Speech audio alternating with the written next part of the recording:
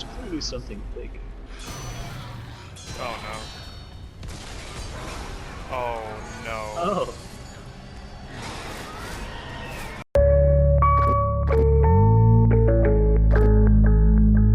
What's good, everybody? It's Coldboy here. Welcome back.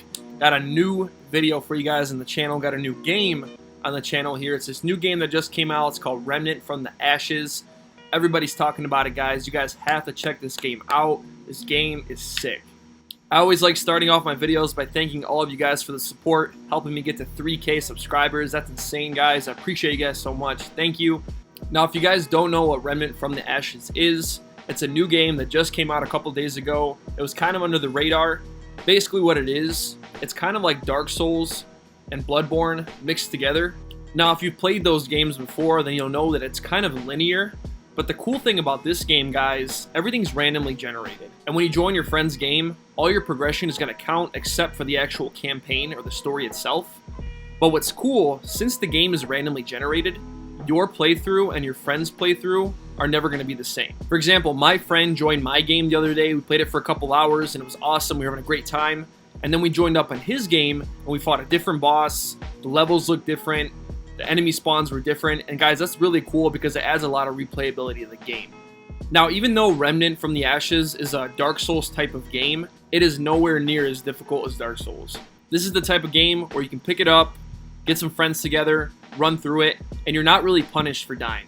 Now, this is the type of game where you are going to die a lot, but like I said, you're not going to get punished for it. So when you die, you don't lose any gear, you don't lose any XP or anything like that.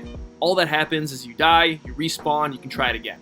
The upgrade system is similar to Dark Souls, where instead of a bonfire, it's a big crystal. So when you go to these checkpoints, they refill your ammo and health and stuff like that. From there, you can go back to your main base, upgrade your gear, buy new weapons, new mods, stuff like that, come right back to where you were, and continue. Now, if you come into this game thinking that it's a looter shooter, it's not, guys. Generally, what you're going to be picking up is scraps, iron for upgrading, mods, certain items to create specific mods and stuff like that.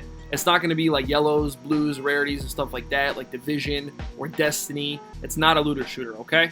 But it's still a really awesome game. After you kill a boss, it feels very rewarding because you'll get a specific item. You can take it back to your base, craft something really cool like a weapon. I haven't completed the game yet, but some of the weapons that I've been seeing on YouTube are really sick. They got these Wolverine claws, some really cool shotguns, assault rifles, SMGs, and it's a really fun game to play. When you're playing the game, you'll have two guns, a primary and a secondary, a melee weapon, 3 pieces of gear, and then 3 items that basically create your build. For example, you can have like a ring on or a necklace that increases your health or buffs your melee damage and stuff like that.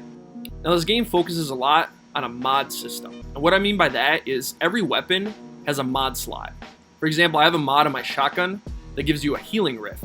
So you press R1, you prop it out, it falls on the ground, everybody inside of it gets healed. On my pistol, I have a mod for when I use it, I get fire damage on my pistol, on my bullets, so it lights the enemies on fire and you do more overall damage.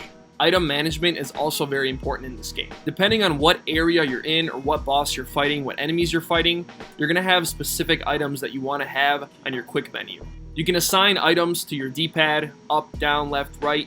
Some enemies do fire damage, radiation, corrosion, shock, and there's specific items, elixirs, potions that you need to drink for specific elemental effects. So far, guys, the bosses have been really fun to play. They're all different, they're all very unique, and that's what I really like about this game. I do recommend playing this game with friends because I think you guys will have a lot more fun, especially if you're not a big fan of the Dark Souls games. Also, I think it'll make the game a lot easier for you as well. I just want to tell you guys one thing. When you start this game, do not judge the first 30 to 45 minutes. It's going to be very slow, your guy's going to be very weak, and the game's going to feel very generic, but I promise you, the more you play it and the more you understand the depth of the game, the better it's going to get. It's going to get to a point where it's so addicting that you're not going to be able to turn it off. On top of the boss battle variety, there's also a lot of enemy variety as well. So it keeps the game interesting, it keeps the game changing, and that's also another plus. Different enemies require different tactics to be killed, and that's really awesome. The developers put a lot of effort in this game. There's a lot of depth to it, and I really appreciate it. There is one thing that I wish they improved on just a little bit. It's the overall movement of the characters in the game. Sometimes it can be kind of clunky if you're not used to it, but I guess the more you play, the better it gets. I had to turn my sensitivity up very, very high for it to be playable for me. So what I suggest is kind of just tweak around with the controls a little bit, mess with your sensitivity, and it'll be a lot better, promise. So yeah guys, I really wanted to do a review on this game, especially if you guys were curious. I hope this video gave you some insight. I was going to cover this game on my channel, but it's up to you guys. Let me know in the comments below. If you guys want me to cover this game, I will. Division videos are still going to be coming, but let me know if you guys want me to. As always, I appreciate you guys so much. You guys are awesome. Be sure to subscribe if you're new to the channel. Turn on those bell notifications if you guys want to get notified as soon as my videos pop up. Thanks for watching, everybody. I'm out.